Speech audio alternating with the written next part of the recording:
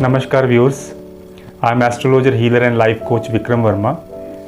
आज की वीडियो में मैं श्राद्ध कर्म के ऊपर 5 मुख्य सवालों के जवाब दूंगा।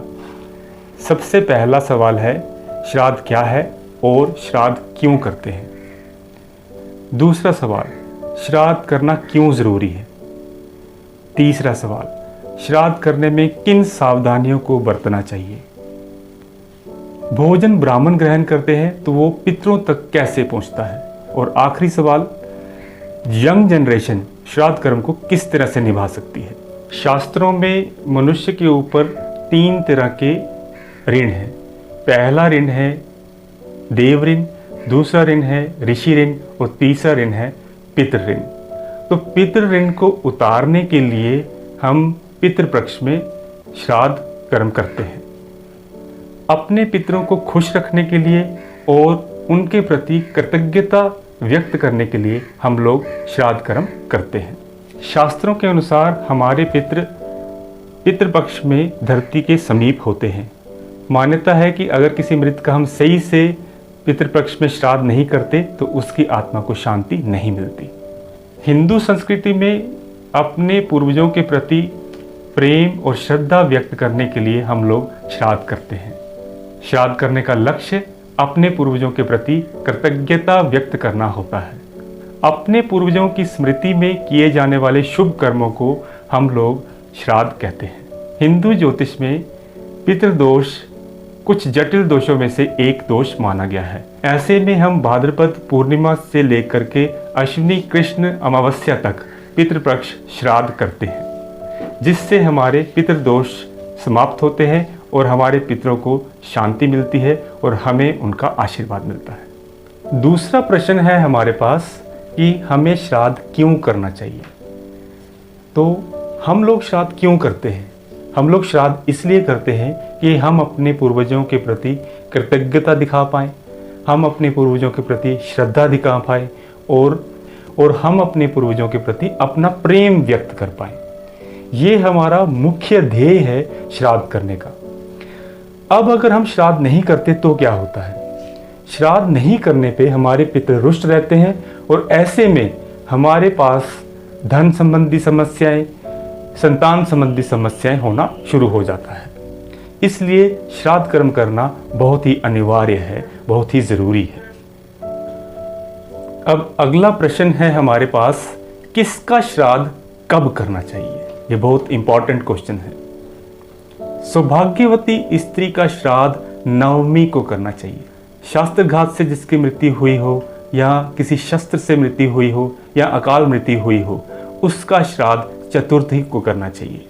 यदि कोई सन्यासी हो तो उसका श्राद्ध द्वादशी को करना चाहिए। अपनी नानी नाना या दादी दादा का श्राद्ध प्रतिपदा को करना चाहिए। यदि हमें नहीं मालूम कि किसकी मृत्यु कब हुई है तो उसका श्राद्ध हम अमावस्या के दिन करते हैं। इसे हम सर्वपितृ अमावस्या भी कहते हैं। श्राद्ध में ब्राह्मण को उचित आदर के साथ अपने घर आमंत्रित करें और ये आमंत्रण थोड़े दिन पहले ही देकर आएं। उसके बाद उनके घर उनको लेने जाएं, उनको लाके उनको जल से आचमन कराएं और फिर दक्षिण दिशा की तरफ उनका मुंह करके उनको भोजन करवाएं। उसके बाद उनको दान दक्षिणा दें और सआदर उनको विदा करें और उनके घर तक उनको छोड़ने जाएं। ये बहुत ही इम्पॉर्टेंट है। ऐसा माना जाता है कि पितृ ब्राह्मणों के साथ ही विदा हो जाते हैं। तो ये बहुत इम्पॉर्टेंट है कि ब्राह्मण को बड़े आदर के साथ लाया जाए, भोजन कराया जाए, दान दक्षिणा दी जाए और उनके घर तक छोड़ा जाए। अगला प्रश्न है, हमें कैसे पता चलेगा कि हमारे पितृ रुष्ट है या खुश है। तो इस प्रश्न का जवाब देना थोड़ा मुश्किल होता है, लेकिन मैं अपने अनुभव के आधार पर इसका जवाब देने की कोशिश करता हूँ। यदि किसी के पितृ खुश हैं तो वो स्वप्न में अच्छा दर्शन देते हैं, वो खुश दिखते हैं और वो आपको आशीर्वाद देते दिखते हैं। अगर किसी के पितृ सपने में रोते हुए दिखते हैं, बिल्कुल अच्छा नहीं होता। अगर किसी के पितृ सपने में बीमार या कमज़ोर दिखते हैं तो भी अच्छा नहीं होता। अगर किसी के पितृ सपने में क्रोधित दिखते हैं तब भी अच्छा नहीं होता। तो जब ऐसे सपने आए, मान लीजिए कि आपके पितृ रुष्ट हैं, वो खुश नहीं हैं। इसके अलावा अगर आप सपने में तर्पण करते दिखें या आपके पितृ सपने में झाड़ू लगाते दिखें तो आपको भारी नुकसान होने वाला है, ये बात समझ लीजिए।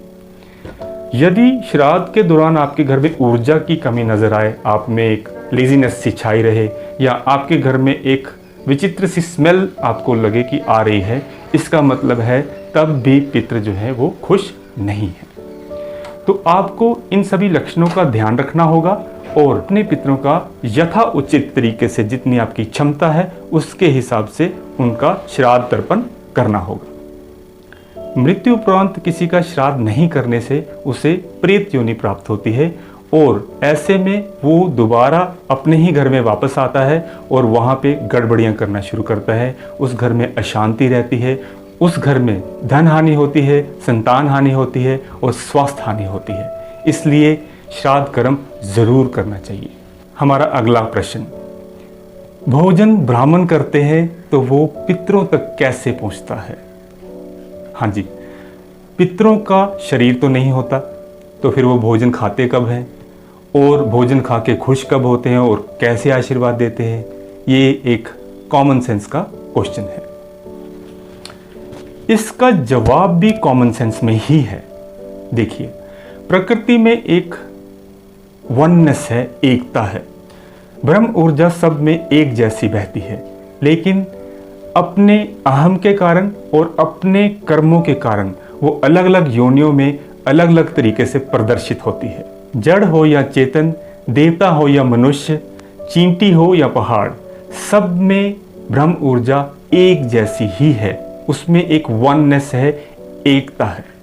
तो अगर पितृ को भोजन नहीं दिया जा सकता तो ब्राह्मण को भोजन देने से, कौवे को भोजन देने से, कुत्ते को भोजन देने से, गाय को भोजन देने से, गरीब जरूरतमंद भूखे को भोजन देने से वो भोजन ब्रह्म तक ही पहुंचता है, जो उतना ही किसी पितृ में भी विद्यमान है।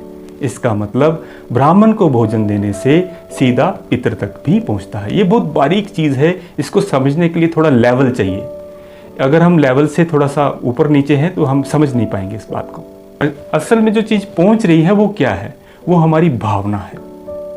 तो भावना का सत्कार भगवान भी करते हैं, चाहे वो किसी ब्राह्मण में हो, चाहे वो किसी जानवर में हो, किसी वृक्ष में हो, या फिर पितृ में ही क्यों ना हो। तो भावना का सत्कार होता है। देखिए, हम यहाँ से दान देते हैं तो क्या हम उस दान के मालिक हैं? वो जो वस्तु है वो भगवान द्वारा दी गई है, भगवान द्वारा बनाई गई है, वो हमने नहीं बनाई। फिर हम देते भी भगवान को हैं, यानी ब्राह्मण को हैं, तो वो कैसे पहुंचती है? तो उसमें भावना का सत्कार होता है। तो भावना प्रधान है, भावना देखकर ही भगवान आशीर्वाद करते हैं। ब्राह्मण, ऋषि, महर्षि, सिद्ध पुरुष, इनको ढूंढना चाहिए, क्योंकि ये ब्रह्म ऊर्जा के साथ खेलते हैं। और जो भी ब्रह्म ऊर्जा के साथ खेलता है वो ज्ञानी पुरुष होता है और उसे ऊर्जा का अनुसंधान कैसा होता है वो पता होता है, और वो ऊर्जा को एक जगह से दूसरी जगह कैसे स्थानांतरण उसका होता है उसका ज्ञाता होता है। तो उसको भोजन देने से हमें जो आशीर्वाद होता है वो ब्रह्म ऊर्जा से किसी को आशीर्वाद भी दे सकते हैं और श्राप भी। तो इसका मतलब ये हुआ, अगर हम आदर सहित किसी ब्राह्मण को, ऋषि को, महर्षि को या सिद्ध पुरुष को भोजन कराते हैं तो आशीर्वाद स्वरूप हम अपने पूर्वजों के लिए सुख शांति मांग सकते हैं, जो कि थोड़ी देर में हमारे ऊपर किसी न किसी आशीर्वाद के रूप में प्रदर्शित होगी। इसलिए श्राद्ध कर्म करना बहुत ही अनिवार्य है। ऐसी भी मान्यता है कि जिस समय पितृपक्ष श्राद्ध होते हैं, हमारे पूर्वज अदृश्य रूप में हमारे घरों में ही होते हैं। तो जिस समय हम ब्राह्मण को भोजन कराते हैं, किसी भूखे को भोजन कराते हैं, काऊ को भोजन कराते हैं, चिड़िया को भोजन कराते हैं, चींटियों को भोजन कराते हैं, तो ये सब देखकर हमारे पूर्वज बहुत ही प्रसन्न होते हैं और हमें आशीर्वाद देते हैं। हमारा अंतिम प्रश्न, यंग जनरेशन श्राद्ध कर्म को कैसे निभा सकती है? देखिए, यंग जनरेशन बहुत ही स्मार्ट है। चाहे श्राद्ध कर्म हो या कोई और त्यौहार, अगर उसको निभाने की बात आए तो वो बहुत ही साइंटिफिक तरीके से इस चीज़ को निभाने की कोशिश करते हैं।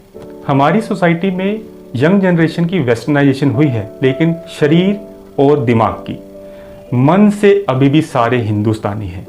तो ये बात मैं कैसे देखता हूँ, आजकल जब कोई श्राद्ध कर्म होता है तो जो यंग पर्सन है वो पहले गूगल पे जाता है, वहाँ पे सारी जानकारी जुटाता है और उसके बाद किसी उचित पंडित को फ़ोन करता है कि मेरा ये श्राद्ध कर्म निभाना है, तो बताइए क्या करना है। तो ये बहुत अच्छा तरीका है, लेकिन इसमें जब ऑनलाइन पूजा करवाई जाती है तो ये देखना होता है कि क्या वो पूजा विधि ठीक बैठी कि नहीं बैठी। तो इस पे चाहे आप ऑनलाइन पूजा करवाएं, चाहे आप 1 to 1 सामने बैठ के पूजा करवाएं, ये बहुत ज़रूरी है कि उसका इंटेंट कैसा था, उसकी भावना कैसी थी। अगर भावना अच्छी है, प्रबल है, ऑनेस्टी है उसमें, तो दूर बैठे भी पूजा निभाई जा सकती है। और अगर भावना अच्छी नहीं है तो ऑनलाइन पूजा करवाना पैसों का नुकसान करने के बराबर है और कुछ नहीं है, समय का नुकसान करने के बराबर है। तो इससे अच्छा है कि आप थोड़ा समय निकालें, थोड़ा पेशेंस रखें और सामने 1 to 1 बैठ के पूजा निभाएं। ये आपको बहुत तरीके से वापस आएगी, आशीर्वाद बन के वापस आएगी। आप उम्र के किसी भी पड़ाव में होंगे, पितर अपनी जगह बैठ के आपको भांति भांति के आशीर्वाद देंगे। ऐसी मेरी शुभकामनाएं हैं आप सबके साथ।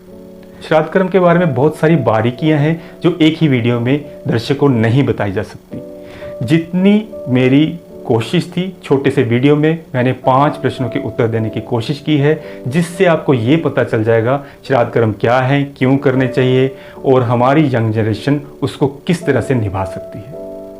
एक नए शीर्षक के साथ मैं फिर आपके सामने उपस्थित होऊंगा। तब तक के लिए नमस्कार।